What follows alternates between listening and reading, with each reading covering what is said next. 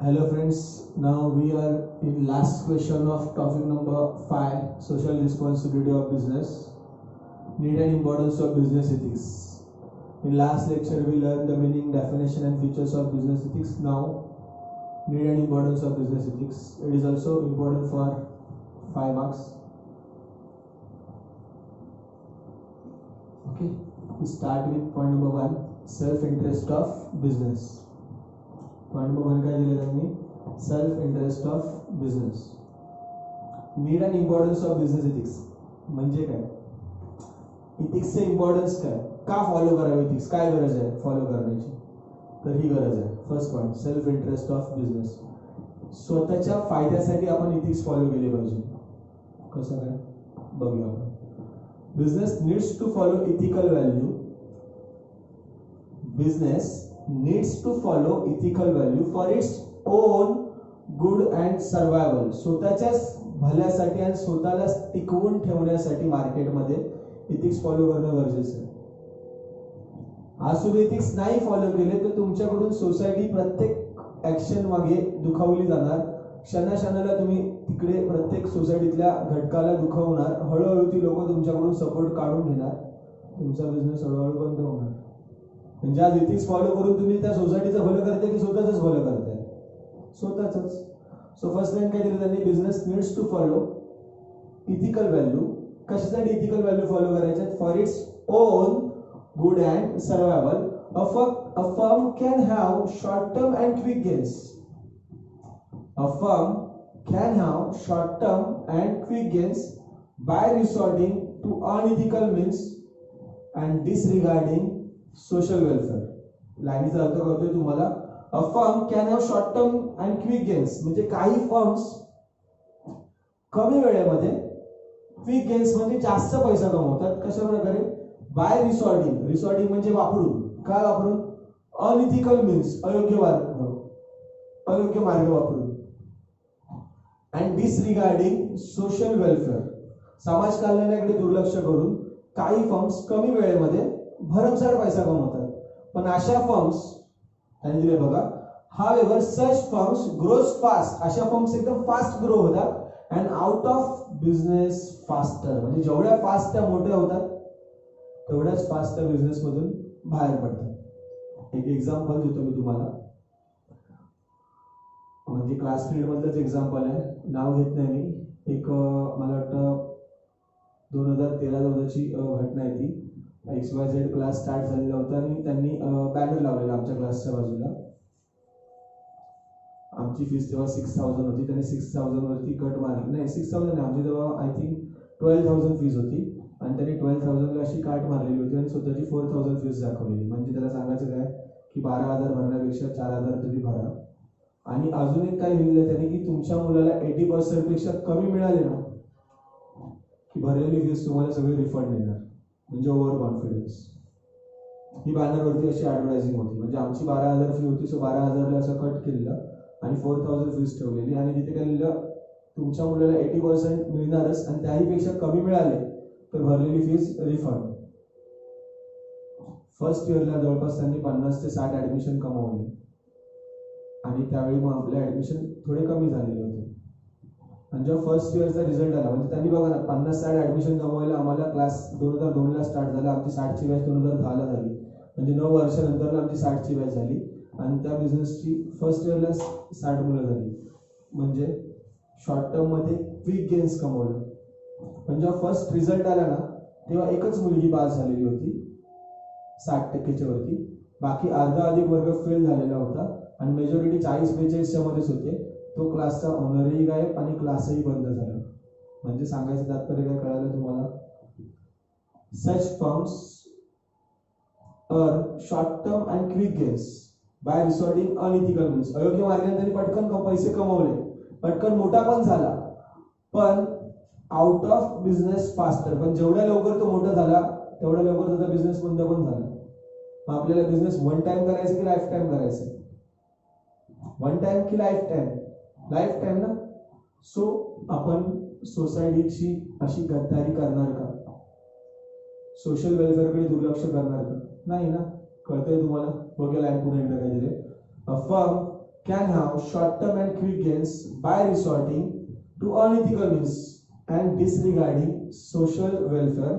However, such firms grow fast and is out of business faster.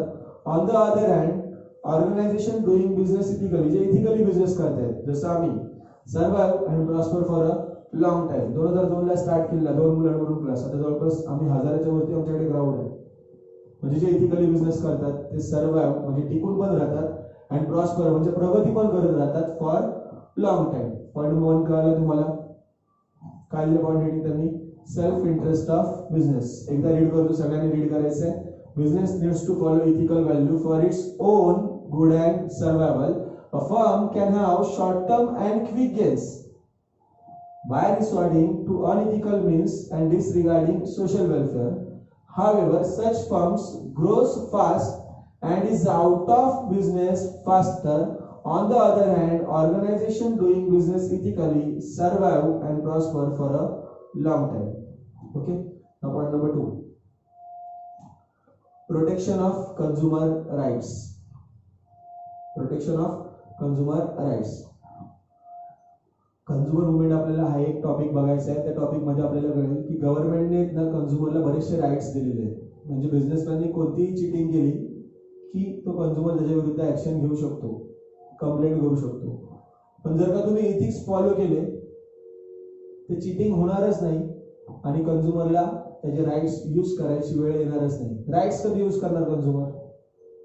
जेव्हा cheating होणार तेव्हा.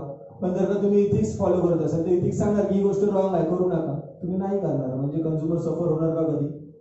मग त्याला ऍक्शन घ्यायची वेळ येणार का? नाही ना. बघूया आपण. The application of business ethics. The application of business ethics will help to protect consumer rights. Business ethics can be use to check business malpractices. म्हणजे business ethics can be use आपण वापरतो to check. इथे check म्हणजे stop करण्यासाठी, थांबवण्यासाठी. काय थांबवण्यासाठी?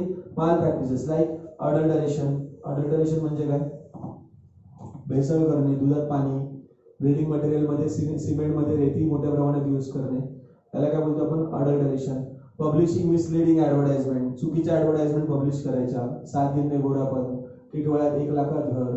आता टिटवाळ्यात 1 लाखात घर अशी ऍडव्हर्टाइजिंग आली की बरेचसे जे गरीब लोक आहेत ज्यांची घरं नाहीत ते काय विचार करतात? 1 लाखात घर मिळतंय, ती मेहनतीचे पैसे तिकडे इन्व्हेस्ट करतात. इन्व्हेस्ट केल्यावरती एका महिन्याने जाऊन बघतात तर सगळेजण गायब झालेले असतात. लोकांची फसवणूक करतात. Unfair trade practices etcetera. आता या सगळ्या चिटिंग्स आहेत ना, ह्या सगळ्या चिटिंग्स तुम्हाला इथिक्स करून देणार का रे? इथिक्स लगेच सांगणार ना तुम्हाला हे रॉंग आहे, हे बॅड आहे, हे करू नको. आपण करणार का? नाही करणार. या चिटिंग्स नाहीच केल्या तर कंझ्युमरला पूर्णपणे प्रोटेक्शन मिळणार ना. कंझ्युमरला त्याचे राईट्स वापरायची वेळ येणार नाही. सो काय दिले बघा तिथे? Business ethics can be use. म्हणजे बिझनेस इथिक्स आपण वापरणार कशासाठी? To check. टू चेक म्हणजे थांबवण्यासाठी, स्टॉप करण्यासाठी. काय? माल प्रॅक्टिसेस. माल प्रॅक्टिसेस म्हणजे चिटिंग्स. सगळ्या चिटिंग्सना मिळून एक शब्द वापरला येतो, माल प्रॅक्टिसेस, चिटिंग्स. कोणत्या cheatings? Like adulteration, publishing misleading advertisement, unfair trade practices etcetera to make the working of business consumer oriented. कोणतीही चिटिंग होणार नाही. सगळं वर्किंग कसं असणार? Consumer oriented. म्हणजे कंझ्युमरला त्याचे राईट्स यूज करण्याची गरज लागणार नाही आणि कंझ्युमरला पूर्णपणे काय मिळणार? Protection. That's it. Point number 2. Point number 3. Interest of small scale industry. Business ethics is necessary to safeguard. Safeguard means to protect. Business ethics is necessary to protect the small scale industry. The tendency of big business, मोठ्या बिझनेसमॅनची काय tendency असते? Is always to dominate the market. त्यांना market dominate करायचं असतं, मार्केटवरती वर्चस्व गाजवायचं असतं, मार्केटवर hold पाहिजे असतो. अँड ड्राईव्ह अवे, त्यांना काढून टाकायचे असतात. कोणाला? Small and medium scale units from the market. म्हणजे छोटे मोठे बिझनेसमॅन मधले निघून गेले ना की फक्त आपण एकटेच राहणार आणि सगळे कस्टमर आपल्याकडे येणार. सो मोठ्या बिझनेसमॅनची काय टेंडन्सी असते की अशा प्रकारे कॉम्पिटिशन निर्माण करायचं ना की छोटे छोटे बिझनेसमॅनने त्यांचे बिझनेस काय केले पाहिजे? बंद केले पाहिजे. मग अशा ठिकाणी देखील स्मॉल बिझनेसमॅन टिकून राहू शकतो. पण कधी? जर का तो इथिक्स फॉलो करत असेल तर. बघा काय दिले पुढे विचारायला. Business ethics is necessary. Business ethics गरजेचं आहे. कशासाठी? To safeguard. Safeguard means protect करण्यासाठी. काय? The small scale industry. म्हणजे स्मॉल स्केल इंडस्ट्रीला जर का टिकून राहायचं असेल तर त्यांनी इथिक्स फॉलो करणं गरजेचं आहे. कारण सिंपल आहे, इथिक्स फॉलो केले तर तुमचे कन्झ्युमर तुमच्याकडून हॅपी असणार, तुम्हाला सोडून जाणार नाही. तुमचे एम्प्लॉय तुमच्याकडून हॅपी असणार, तुम्हाला सोडून जाणार नाही. तुमचे शेअर होल्डर तुमच्याशी हॅपी, तुम्हाला सोडून जाणार नाही. म्हणजे हे सगळे तुम्हाला पकडून राहणार. मग सो पुढे किती मोठा बिझनेसमॅन येऊ देत ना, तुम्हाला काही फरक पडणार नाही. पण तुम्ही इथिक्स फॉलो करत नसाल तर तुम्हाला ही लोक सपोर्ट करणार नाही. कोण? Employee, consumer, share holder. तुमचा बिझनेस लगेच कोलॅप्स होणार, लगेच बंद होणार. सो फर्स्ट लाईन काय दिली त्यांनी? Business ethics is necessary to safeguard the small scale industry.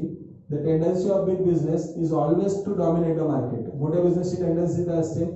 Always dominate market. मार्केटवरती पूर्ण वर्चस्व गाजवायचं. अँड ड्राय अवे म्हणजे फेकून द्यायचं. इन शॉर्ट कोणाला? Small and medium scale units from the market. मग अशा काळात देखील, अशा वेळेत सुद्धा small scale units can establish their position. Small scale business देखील उभे राहू शकतात.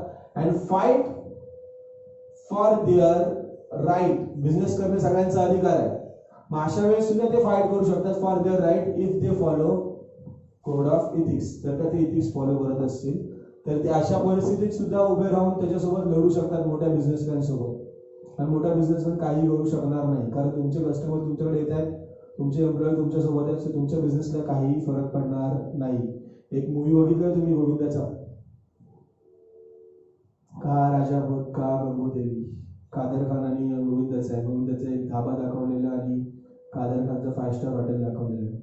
तो धाबा असल्यामुळे सगळे कस्टमर त्या धाब्यावरतीच जायचे आणि त्याच्या 5 स्टार हॉटेलमध्ये कोणी जायचंच नाही. मग तो बंद करण्यासाठी त्याने नाना प्रकार करून बघितले, पण त्याचे कस्टमरचे रिलेशन चांगले असल्यामुळे कस्टमर सगळे त्याच्याकडेच जायचे. म्हणजे कळते मला काय सांगायचं? तुम्ही इथिक्स फॉलो केले, तुमचे कस्टमरचे रिलेशन चांगले जाणार, एम्प्लॉईजचे रिलेशन चांगले जाणार. तुमचे ना कस्टमर सोडून जाणार ना तुमचे एम्प्लॉई सोडून जाणार.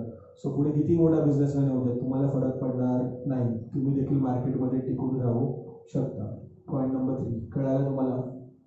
Interest of small scale industry. एकदा रीड करूया सगळ्यांनी. Business ethics is necessary to safeguard the small scale industry. The tendency of big business is always to dominate the market and drive away small and medium scale units from the market. Small scale units can establish their position and fight for their right if they follow code of ethics. Point number 4, mutual benefits. Ethics follow केला फायदा दोघांचाही आहे. कोण दोघं? बिझनेसमॅनचा स्वतःचाही फायदा आहे, कारण त्याची प्रॉफिटेबिलिटी वाढते, तो मार्केटमध्ये टिकून राहतोय. आणि मग सोसायटीचाही फायदा आहे, सोसायटीचे वॉन्ट सॅटिस्फाय होत आहेत. बघूया आपण. Business ethics benefit the business firm as well as the society. दोनों को भी बेनिफिट आहे, दोघांनाही फायदा आहे, बिझनेसमॅनला पण आणि सोसायटीला पण. The business firm that follows business ethics get good image in the society. जो इथिक्स फॉलो करणार त्याची इमेज चांगली होणार. हा कोणला फायदा मिळाला? बिझनेसमॅनला. And welfare of the society, त्या सोसायटीचं भलं होणार, कल्याण होणार. हा कोणाचा फायदा झाला? सोसायटीचा. सो दोघांनाही फायदा मिळाला ना, दोघांनाही बेनिफिट आहे ना. सो पॉईंटचं नाव काय दिलं त्यांनी? Mutual benefits. रीड करूया एकदा, सगळेजण रीड करतील एकदा माझ्यासोबत. Business ethics benefits the business firm as well as the society. The business firm that follows business ethics get good name in the society and welfare of the society. Point number 5, facilitate growth and expansion. Point explain me करतोय सगळे online. आपण वर्गामध्ये असतो तर 3-3, 4-4 वेळा read केले असते. नाव एकदा बघून झाल्यानंतर तुम्ही तो पॉईंट झाल्यानंतर पॉज करायचा आहे आणि तो पॉईंट 3-3, 4-4 वेळा तुम्हाला बोलायचा आहे. Self study. कारण एक्सप्लेन केल्यानंतर जेव्हा तुम्ही 3 ते 4 वेळा तो रीड करणार ना, तो माइंडमध्ये तुमच्या चांगल्या प्रकारे बसणार. कळतंय तुम्हाला? मी एकदाच तुम्हाला रीड करून घेतोय, पण तुम्हाला घरी ते 3-3, 4-4 वेळा रीड करायचे. नाव आपण बघूया. Point number 5, facilitates growth and expansion. Business ethics help to gain trust and confidence of customers. Ethics follow केले की ऑटोमॅटिक तुम्ही कस्टमरचा ट्रस्ट, कॉन्फिडन्स कमवणार, जिंकणार. which helps to expansion and diversifying business. एकदा की कस्टमरचा कॉन्फिडन्स जिंकला, कस्टमरचा विश्वास जिंकला तर कस्टमरच तुमची पब्लिसिटी करणार की अरे याच्याकडे गुड्स चांगला मिळतो, याच्याकडे माल चांगला मिळतो, हा बिझनेसमॅन चांगला आहे. मग तुम्ही एका ठिकाणी ब्रँच ओपन केली, दुसऱ्या ठिकाणी ब्रँच ओपन केली की तिकडच्या कस्टमरला देखील पब्लिसिटी करणार ते. सगळ्यात बेस्ट पब्लिसिटी माउथ पब्लिसिटी. बघा तुम्ही टीव्हीवरती ॲड बघता आणि तुम्हाला कोणतरी सांगतं हे प्रोडक्ट चांगलं आहे. तुम्ही कधी प्रोडक्ट घेता जेव्हा कोणतरी सांगतं तुम्हाला तेव्हा. तुम्ही इथिक्स फॉलो केले तर तुमचे कस्टमरशी रिलेशन चांगले राहणार. कस्टमरशी रिलेशन चांगले राहिले की तुमचे कस्टमर्स तुमची पब्लिसिटी करणार आणि ती पब्लिसिटी तुम्हाला हेल्प करणार कशासाठी? For expansion and diversifying business.